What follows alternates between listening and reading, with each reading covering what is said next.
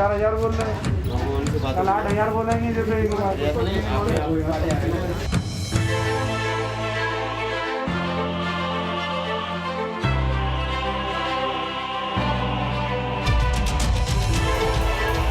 तीनों तस्वीरों को देखकर भी अगर आप कोरोना को लेकर लापरवाह हैं, तो यकीन मानिए आने वाला वक्त आपके और आपके परिवार के लिए भारी हो सकता है। एक बार फिर पूरा हिंदुस्तान वायरस की गिरफ्त में और हालात ये हैं कि सिस्टम जवाब देने लगा है। दिल्ली, मुंबई समेत देश के कई कोविड अस्पतालों में मरीजों के लिए बेड की कमी होने लगी है, तो वेंटिलेटर और ऑक्सीजन सिलेंडर पर भी संकट है। सड़क पर दवाइयों के लिए मारामारी मची है, तो वहीं शमशान घाट में अंतिम संस्कार के लिए भी अवैध वसूली शुरू हो चुकी है। आज इस स्पेशल रिपोर्ट में हम आपको बताएंगे कि दिल्ली से लेकर मुंबई, लखनऊ से लेकर पुणे और सूरत से लेकर ग्वालियर तक कोरोना का कहर किस तरीके से बढ़ता जा रहा है। लेकिन सबसे पहले आपको बताते हैं कि पूरे देश में कोरोना किस तरीके से अपनी गिरफ्त के दायरे को तेजी से बढ़ा रहा है। पिछले 24 घंटे में पूरे देश में रिकॉर्ड 1,69,000 नए केस सामने आए हैं। 904 लोगों की मौत हुई है। सबसे ज्यादा 63,000 केस महाराष्ट्र में आए।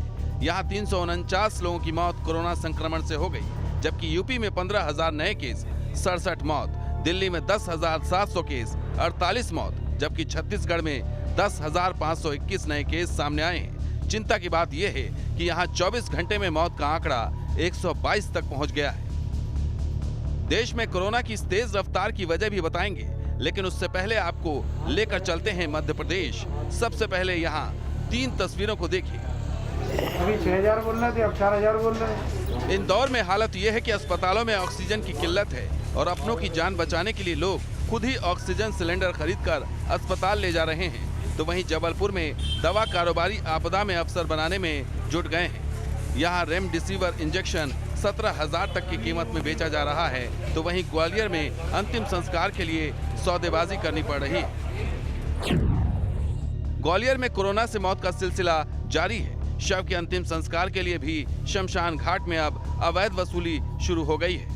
कितने लोग? 4 से कम क्या बोल रहे? 4? अभी 6000 बोल रहे थे, अब 4000 बोल रहे हैं, कल 8000 बोलेंगे जैसे एक बात।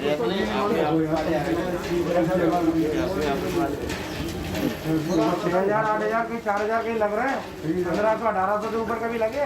6000, 8000 ले रहा है एक बात है, तू भी जाएगा एक बात है, तो तेरे परिवार वाले ही देंगे 6000, 8000 का फायदा उठा रहे हैं। ग्वालियर में जहां शमशान घाट पर अंतिम संस्कार के लिए अवैध वसूली की खबर है, तो वहीं उत्तर प्रदेश में कोरोना वायरस रिकॉर्ड बना रहा है। हम आपको यूपी के शहर शहर से कोरोना की ग्राउंड रिपोर्ट दिखाएंगे, लेकिन पहले वाराणसी से आई इन तस्वीरों को देखिए। हिंदू मान्यताओं में वाराणसी में अंतिम संस्कार मतलब सीधा मोक्ष की प्राप्ति। तस्वीरें हरिश्चंद्र घाट की हैं। आमतौर पर यहाँ हर रोज चिताएं जलती हैं, लेकिन संक्रमण काल में कोरोना से हुई मौत की वजह से वेटिंग लिस्ट इतनी लंबी है कि जिसे जहां मौका मिला वहां शव का अंतिम संस्कार कर दिया। वाराणसी में कोरोना संक्रमण तेजी से बढ़ रहा है और आसपास के जनपद में ही यही हाल है। वाराणसी और आसपास के जनपद के जो शव हैं वो वाराणसी में ही अंतिम संस्कार के लिए लाए जा रहे हैं। हम तस्वीर दिखा रहे हैं आपको वाराणसी के हरिश्चंद्र घाट की। यहाँ पर आप देखिए कि किस तरीके से पिछले कुछ दिनों में जो मृतक यहाँ पर आ रहे हैं उनकी संख्या बढ़ गई है। शव लेकर परिजन लगातार यहाँ पर आ रहे हैं और यहाँ पर काफ़ी लंबा इंतजार भी करना पड़ रहा है। खुद यहाँ के लोग बता रहे हैं कि एक दिन में करीब 70 से 80 कोरोना पीड़ित जो मृत डेड बॉडी है वो लाए जा रहे हैं और यहाँ पर अंतिम संस्कार किया जा रहा है। लगभग 1 से 2 घंटे हम लोग को इंतजार करना पड़ रहा है यहाँ पे। क्या दिखाई दे रहा है यहाँ पे यही दिखाई दे रहा है कि कोरोना नियमों का थोड़ा भी पालन नहीं किया जा रहा है। सर यहाँ कम से कम नहीं तो कोरोना की बॉडी 150 के करीब आ रही है, 100-150 के करीब। तो खतरा तो बहुत है, लापरवाही भी बहुत है यहाँ। कारण है कि जो बॉडी आ रही है मेन रोड पे उतर जा रहा है। यहाँ पे तो कम से कम 100 के पारी 120-150 लमसम। अब तो परसों से बड़ा है। यूपी ही क्यों, छत्तीसगढ़ में भी कोरोना की दूसरी लहर ने मानो पूरे हेल्थ सिस्टम को चौपट कर दिया है।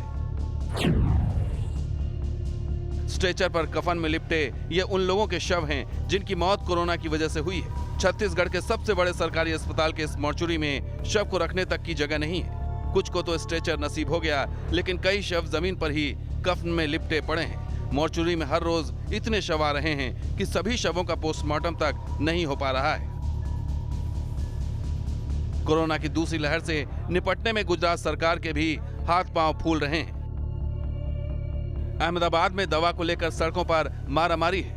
कोरोना मरीजों के लिए इन दिनों जिस संजीवनी रेमडेसिविर इंजेक्शन की जरूरत है वो बाजारों से गायब है। तो वहीं आपने देखा होगा कि महामारी से निपटने के लिए शहर शहर में नए नए अस्पताल बनाए जा रहे हैं। तो वहीं सूरत में हालात ऐसे हैं कि यहां अब शमशान घाट बनाने की नौबत आ गई है। कोरोना संक्रमण काल में सूरत के शमशान घाटों पर जो लोड बढ़ा है वो इन तस्वीरों से समझा जा सकता है। आमतौर पर यहाँ एक दिन में 20 के आसपास शवों का अंतिम संस्कार होता था, लेकिन अब यह आंकड़ा 80 से ज्यादा हो चुका है। नतीजा ये है कि भट्टी पर लोड बढ़ने से उसमें लगी लोहे की ग्रिल पिघल जा रही है। सूरत में कोरोना की स्थिति काफ़ी विकट है और मरने वालों की संख्या में लगातार जो है वो इजाफा हो रहा है, जिसके चलते स्मशान में काफ़ी भीड़ है, लोग लाइन लगा रहे हैं। इस वक्त हम कैलाश मोक्षधाम में है। तापी नदी के किनारे आया हुआ ये कैलाश मोक्षधाम है, जो पिछले 15 साल से बंद था। मैं आपको बता रहा हूँ कि ये जो मोक्षधाम है वो पिछले 15 साल से बंद था, लेकिन जो कोविड की स्थिति है उसको ध्यान में रखते हुए सूरत नगर निगम और यहाँ के जो स्थानिक लोग हैं उनकी मदद से ये जो मोक्षधाम है वो दोबारा कार्यरत किया जा रहा है। आज यहाँ पर काम चल रहा है। शाम तक जो है ये मोक्षधाम तैयार हो जाएगा। हमारे साथ लोग हैं, उनसे पूछते हैं कि क्या कुछ व्यवस्था की है उन्होंने। ये बताइए सर कि सूरत की स्थिति काफ़ी ख़राब है, डेड बॉडी ज़्यादा आ रही है, यहाँ पर आप किस तरह की व्यवस्था करने जा रहे हैं? सूरत की परिस्थिति जिस तरह से इलेक्ट्रॉनिक मीडिया, प्रिंट मीडिया के माध्यम से हमको जानकारी भी मिलती है, फील्ड में भी है तो फील्ड में भी देखते हैं, और डेथ का रेशियो जिस तरह से बढ़ रहा है, अगर वो कोविड है, नॉन कोविड है, लेकिन डेथ का रेशियो जो बढ़ा है, तो जो 3 स्मशान भूमि है सूरत में, वो वेटिंग में वहाँ लोगों को रहना पड़ता है। तो आदरणीय कमिश्नर साहब ने भी हमको बोला कि भाई कोई भी जगह होए जो आपके दिमाग में, तो वहाँ शुरू करना है। देश में कोरोना संक्रमण का ग्राफ लगातार तेजी से ऊपर की ओर बढ़ रहा है, लेकिन उससे भी बड़ी चिंता की बात यह है इन्फेक्शन रेट का तेजी से बढ़ना। दरअसल देश में हर रोज जितने लोगों की टेस्टिंग होती है और उसके अनुपात में जितने केस आते हैं, उस दर को संक्रमण दर यानी कि इन्फेक्शन रेट कहा जाता है। आइए आपको इन्फेक्शन रेट की सरल भाषा समझाते हैं। कोरोना का जो इन्फेक्शन रेट है वो कैसे तय किया जा रहा है। 5 तारीख, देखिए 5 तारीख को 12,11,612 लोगों की टेस्टिंग हुई और उसमें से 1,03,558 लोग पॉजिटिव पाए गए। इन्फेक्शन रेट 8.55% रही। 6 अप्रैल को जहां 12,08,329 लोगों की टेस्टिंग हुई, केस यहां पर आए 96,982, इन्फेक्शन रेट डाउन हुआ 8.03%। लेकिन 7 अप्रैल को देखिए किस तरीके से बढ़ते हैं। 12 लाख टेस्ट होते हैं, लेकिन 1,15,000 से ज्यादा मामले आते हैं। इन्फेक्शन रेट बढ़कर 9.35 हो गया। 8 अप्रैल को यह आंकड़ा और ज्यादा बढ़ गया। 8 अप्रैल को इन्फेक्शन रेट 9.29% रहा। 9 अप्रैल को 12.39% पर इन्फेक्शन रेट हो जाता है। वहीं 10 अप्रैल को 14 लाख टेस्टिंग में 1.5 लाख से ज्यादा मरीज पॉजिटिव पाए जाते हैं और इन्फेक्शन रेट 10.83% तक जा पहुंचा है।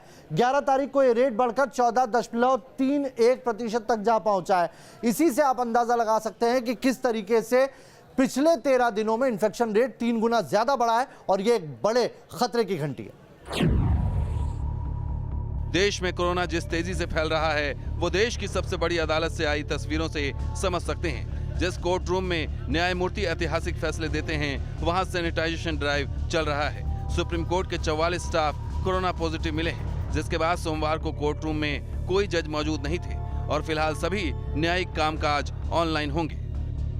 कोविड-19 महामारी के बीच सुप्रीम कोर्ट में हालांकि वीडियो कॉन्फ्रेंसिंग के जरिए सुनवाई काफी टाइम से हो रही है, लेकिन अमूमन ये होता था कि जज कोर्ट रूम पहुंचते थे और वकील वीडियो कॉन्फ्रेंसिंग के जरिए अपने घर से या अपने ऑफिस से दलीलें रखते थे। पूरे कोर्ट परिसर का गहन सैनिटाइजेशन होना है, क्योंकि बड़ी संख्या में कोर्ट रजिस्ट्री के अंदर और इसके अलावा जज के स्टाफ कोरोना पॉजिटिव पाए गए हैं। सुप्रीम कोर्ट पर कोरोना अटैक की तस्वीरों से आप समझ ही गए होंगे कि किस तरह देश की राजधानी दिल्ली में जानलेवा वायरस रोज नए रिकॉर्ड बना रहा है। दिल्ली में पिछले 5 दिनों में कोरोना की रफ्तार डराने वाली रही है। बीते 7 अप्रैल को 24 घंटे में कोरोना के 5,500 केस सामने आए थे, जो करीब 5 दिन में ही डबल होकर 10,000 के आंकड़े को क्रॉस कर चुका है। यही तेजी मौत के आंकड़े में भी देखी जा रही है। 7 अप्रैल को कोरोना से 20 लोगों की मौत हुई थी, वहीं 11 अप्रैल को यह आंकड़ा 2.5 गुना यानी 48 पर पहुंच गया है। कोरोना की बढ़ती रफ्तार का असर स्वास्थ्य सेवाओं पर भी देखा जा रहा है। राजधानी के अस्पतालों में बेड्स की कमी देखी जा रही है। अस्पतालों में वेंटिलेटर की भारी किल्लत है। दिल्ली के अस्पतालों में 280 से भी कम वेंटिलेटर बचे हैं। यहाँ के 90% वेंटिलेटर और 60 से 70% बेड फुल है। राजधानी दिल्ली में रिकॉर्ड 1100 मामले 24 घंटे के अंदर दर्ज कराए गए हैं।